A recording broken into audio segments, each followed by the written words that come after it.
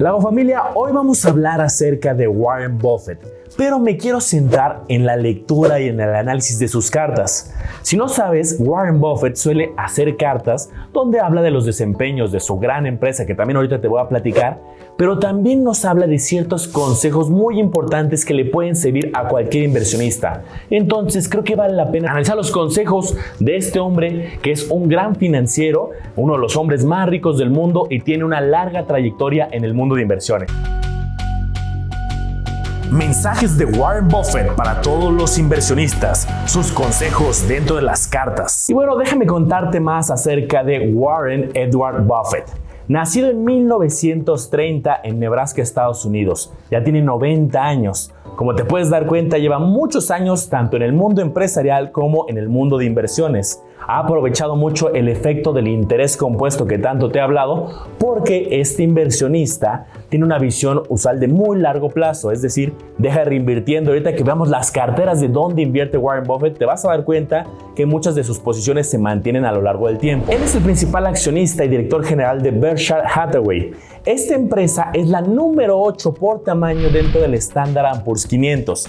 Así que si tú alguna vez has invertido en alguno de los ETFs que lo replica, VOO, IVV, SPY, pues bueno, tiene la posición número 8 que representa más o menos el 1.5% de este índice, de este ETF. Con información reciente se posiciona como el quinto lugar como hombre más rico del mundo con una fortuna mayor a $100,000 millones. Y algo que hay que hacer notar es que de esta lista es el primer financiero. Vamos a verlo a detalle. Por ejemplo, en primer lugar en este momento está Jeff Bezos, que es bien conocido por Amazon. En segundo lugar, Elon Musk con Tesla. Entonces ya tenemos el e-commerce y también la parte de vehículos. Bernard Arnault con marcas de lujo, Moet, Genesis, Louis Vuitton. Bill Gates, Microsoft y en quinto lugar, como te decía, Warren Buffett con su fortuna arriba de los $100,000 millones. Esta imagen cortesía de El CEO. Ahora, ¿quieres un dato curioso de ese nivel de fortuna? Bueno, pues mira esta tabla. Su fortuna es mayor al PIB, es decir, a cómo se mide la economía, el consumo, la inversión, el gasto, las exportaciones de países completos, como el caso de Guatemala, de Venezuela o de Luxemburgo. Más de los $100,000 millones contra los $82,000, $76,000 y $69,000 millones. Algo cuando empiezas a revisar parte de su historia, pues es que empezó a trabajar desde muy chavo. Que si vendía Coca-Colas, que si vendía revistas, periódicos, que se levantaba a las 5 de la mañana para repartir 500 periódicos al día y que los vendía a $1 centavo de aquellos momentos cada uno. ¿Qué libros le gusta leer a Warren Buffett? Él públicamente ha dicho que le gusta leer bastante, que desde muy chavo tuvo el hábito de la lectura. Leía el almanaque mundial, se fue metiendo algunos libros más técnicos. Por ejemplo, a los 7 años comenta que un libro que le gustaba mucho fue 1000 Ways to Make $1,000, 1000 maneras de hacer $1,000 de Minaker. Y algo que cuenta es que una de esas metodologías era vía las máquinas de pesar.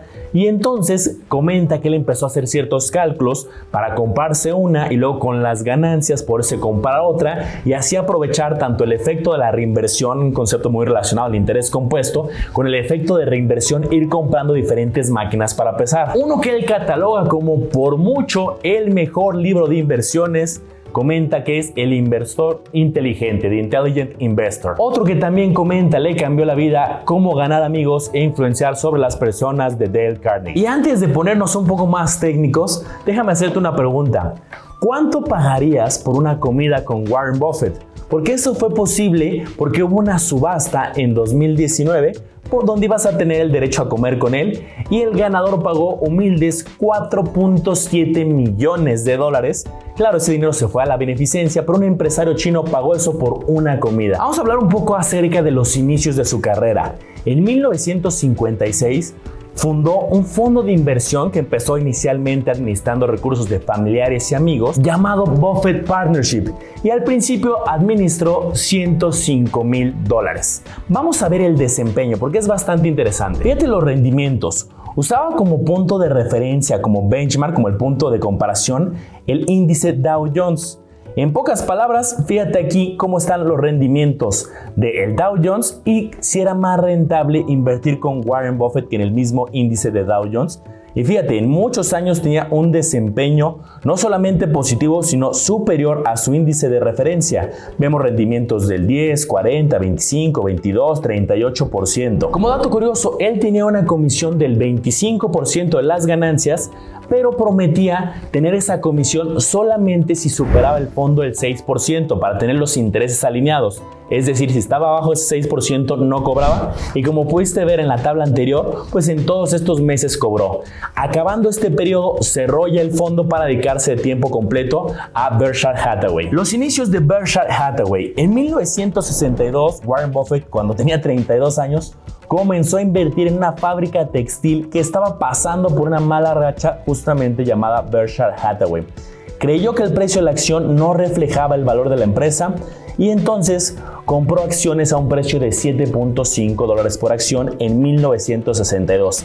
Quédate en mente de este $7.5. Para 1965, Buffett ya era el principal accionista de Berkshire Hathaway. Junto con su socio de toda la vida, Charlie Munger, comenzaron a tratar de cambiar el camino de Berkshire, una de las empresas más importantes de Estados Unidos y del mundo hoy en día. Fíjate en esta tabla, el cambio del valor de la acción de Berkshire. Fíjate, 1985 superaba los $1,000, $1,275, y para este año hablamos de más de $372,000. Es una de las acciones que tiene un valor mayor en el mundo. También, para que lo sepas, por si tú estás buscando estas acciones, vas a encontrar que existen dos. Vas a encontrar con estos tickers BRKA y BRKB. Para el caso de BRKA, que es la que tiene un valor muy grande, el mismo Warren Buffett ha dicho que nunca va a hacer un split. Acuérdate que un split es una división, es un efecto que se hace donde hacen un intercambio los accionistas, donde le intercambian una acción por varias. A lo mejor puede ser una acción por 2, una acción por 5, y con eso pueden partir el valor. Eso ha pasado con Apple, pasó con Tesla. Él dijo que aquí no va a aplicar estos splits para que la gente pueda en una sola acción ir viendo cómo se va impactando el incremento del valor, el efecto del interés compuesto. Pero en 1996 surge BRKB. Esta tiene un valor más accesible, más o menos $250, y esta la crearon para poder dar mayor participación de mercado al pequeño inversionista. Claramente participar en BRKA sería algo bastante complicado para muchos. Por ejemplo, en el caso específico de que uses una casa de bolsa como Bursanet, como Cuspit o como GBM en este caso, pues bueno, aquí estamos viendo en pantalla BRKB con un precio ya en pesos aproximado de 5,180. Ahora viene lo bueno. ¿Qué dicen las famosas cartas de Warren Buffett? De entrada, es una rendición de cuentas a todos los accionistas, a todos los inversionistas de Berkshire Hathaway. Ahí comenta cómo le fue a la empresa, cambios estratégicos, pero también en las cartas suele dar también opiniones del mundo empresarial, algunos consejos para inversionistas que no necesariamente son específicos de la compañía. Como dato curioso, muchas compañías suelen hacer este tipo, no de cartas igualitas a la de Warren, pero también tienen una sección que se llama Management Discussion and Analysis, que es la discusión de la alta dirección, donde nos platican acerca de los objetivos, de las estrategias, de los riesgos. Si tú eres de los que ya están en un nivel más intermedio, ya está viendo los estados financieros, también es muy útil ir a buscar estos análisis de la alta dirección, donde te van a hablar acerca de los mismos estados financieros o de los múltiplos de las razones, pero desde la óptica de la alta dirección. Listo, y aquí tengo las cartas, quiero que las vayamos analizando, las vayamos comentando, pero en específico me quiero centrar no tanto en los resultados de la compañía, sino en los mensajes que le ha dado a todos los inversionistas. Aquí tengo la carta 2021, que es del ejercicio del 2020. ¿Y qué nos dice? Bueno, primero los resultados generales. Berkshire Hathaway obtuvo ingresos por 42.5 billions, 42.5 mil millones en 2020. Pero algo muy curioso que nos comenta aquí es que también tuvo una pérdida importante por una de las subsidiarias que adquirió Warren Buffett, y este error lo atribuye a que en 2016 adquirió una empresa llamada Precision Cast Parts. ¿Y qué dice? Que pagó demasiado por ella y que no le ha redituado un beneficio. Fíjate qué reflexión tan importante, y aquí, si tú estás empezando en el mundo de inversiones, quiero que te quedes con esta reflexión. Warren Buffett, el quinto hombre más rico del mundo, el hombre con un PIB mayor a varios países, también comenta que se equivoca, que hace compras que no le reditúan y entonces hace un rebalanceo de su portafolio. Si tú compraste una acción que no necesariamente tu análisis tenías a lo mejor una proyección más favorable, empiezas a ver luego los fundamentales, los números de la empresa y no te está redituando, también se vale tomar una pérdida y decir, ¿sabes qué? Me equivoqué, y rebalancear el portafolio. Si tuviste una mala compra, no te la tienes que quedar toda la vida. Ahora, para seguir con el análisis, quiero que veamos una tabla que nos pone en esta carta, que está bien interesante, de cuáles son las principales posiciones de Warren Buffett. Vamos a ver. Aquí estás viendo un fragmento de la carta con el listado, donde nos comenta cuántas acciones tiene en la primera columna, shares, qué compañía. De entrada podemos ver compañías de diferentes sectores. Vemos un Coca-Cola, un General Motors, Moody's, vemos sector financiero, vemos recientemente el sector salud con AB, varios bancos, Bank of America, Bank of New York. Tiene un tenor bastante financiero también en varias compañías. Principalmente es dueño del 18.8% de American Express, 11.90% de Bank of America Corp y de la calificadora de valores que seguramente has escuchado, de Moody's Corporation, un 13.2%. Y bueno, aquí está el listado, el costo, el valor del mercado y qué porcentaje de esa compañía poseen. Otra reflexión que nos comparte, por ejemplo, es un caso específico. Nos habla de una aseguradora de la cual Berkshire es dueño, que se llama Geico. Y habla de que en 1937, cuando se fundó esta empresa, generaba $238,000 de ingresos. Pero este año, y ya siendo dueña Berkshire, $35,000 millones. Y aquí la reflexión, más que hablar del caso específico de Geico, nos habla de la permanencia en el largo plazo, de comprar empresas que tengan alto potencial, pero que no se va a materializar de la noche a la mañana. Y pues fíjate la gran diferencia de 238,000 a $35,000 millones, pero en un muy largo plazo de muchas décadas. También él habla mucho de invertir en Estados Unidos. Él también tiene mucho foco y lo puedes ver en su portafolio. Dice que sí hay oportunidades también en otras geografías, pero él le ve mucho potencial a la economía históricamente de Estados Unidos. Vamos ahora a revisar la carta del 2020. También hay reflexiones bien interesantes. Y empieza también con una frase que dice, traducida al español: para ganarte la reputación de un buen manager, compra buenos negocios. Y aquí hace muchas analogías con un matrimonio. Dice que comprar empresas es como un matrimonio. Al principio siempre todos estamos felices, pero después empiezan a haber ciertos roces, ciertos problemas con las parejas y luego no se superan y llevan al divorcio. Pero también se logran superar estas etapas y se tiene una buena relación de largo plazo. Él comenta que la mayoría de sus relaciones que él ha comprado, en este caso de sus empresas, tiene una buena relación de largo plazo, pero que también hay casos donde dicen que qué estaba pensando cuando hizo esta propuesta, que no todos los negocios que hagan van a ser exitosos y que eso no está mal. Fíjate, muy parecida a la reflexión de la del 2021. Comenta que siga aprendiendo de sus errores, que a todos les pasa, que no siempre todas las decisiones van a ser correctas, pero bueno, ya cuando tienes un poco más de tiempo, pues logras facturar varios miles de millones, como aquí el caso de Warren Buffett. En esta carta del 2020, algo que también habla mucho es de que uno de los negocios que ha sido muy rentable para él es el sector asegurador. Vamos a verlo. Aquí estás viendo el desempeño de una sección que se llama Property and Casualty Insurance, que son seguros de propiedad y responsabilidad civil, y nos habla del desempeño de cómo ha ido creciendo los ingresos de esta línea.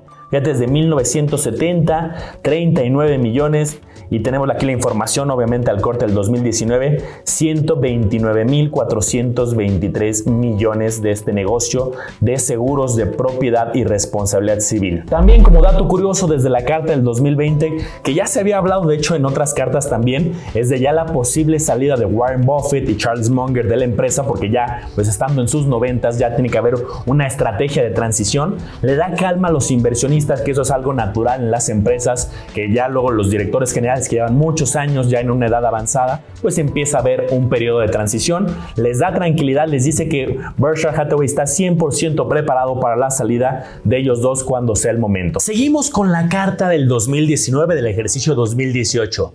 En esta ocasión habló mucho de la importancia de los dividendos, pero del enfoque. Fíjate cómo empieza.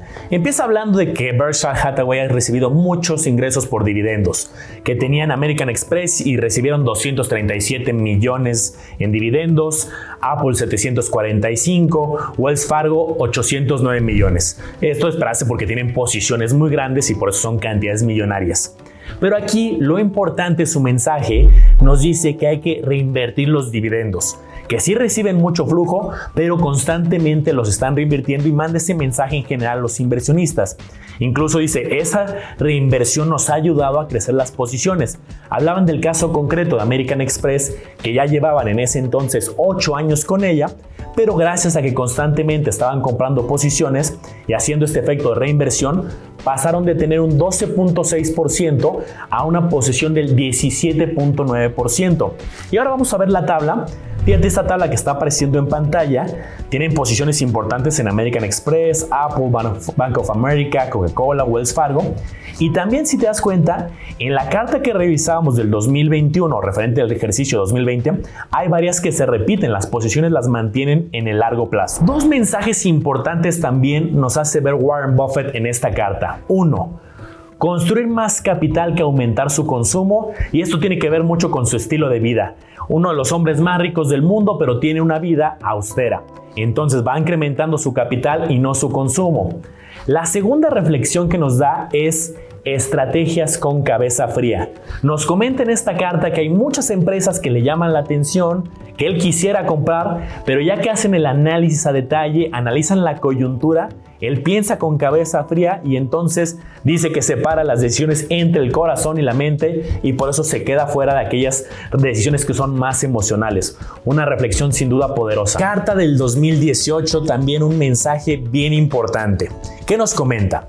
Hace hincapié de lo siguiente: no es sano arriesgar lo que ya tienes para poder ganar las cosas que no necesitas.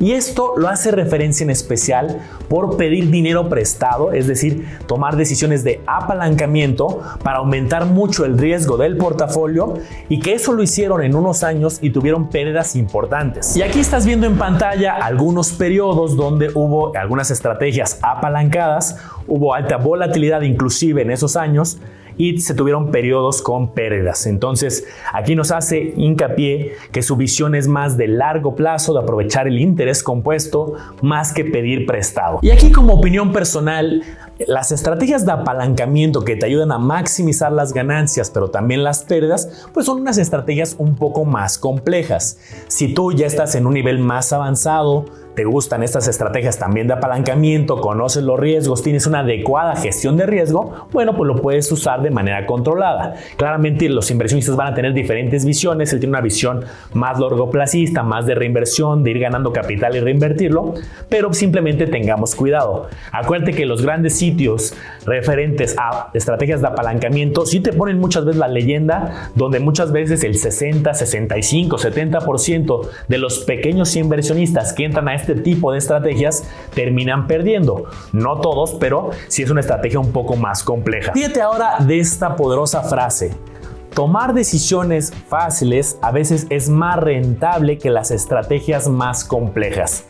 Y aquí nos habla mucho de la diferencia entre invertir en el índice de los más famosos, el Standard & Poor's 500, las 500 empresas de gran tamaño, muy representativas de la economía de Estados Unidos y del mundo, porque muchas de estas empresas son internacionales, y comenta que él ha conseguido, invirtiendo en el Standard & Poor's 500, mejores rendimientos que muchas otras estrategias que son mucho más rebuscadas. De hecho, en la carta del próximo año que ahorita vamos a revisar, viene algo muy asociado a esta estrategia de la importancia del S&P 500 frente a otras de la competencia.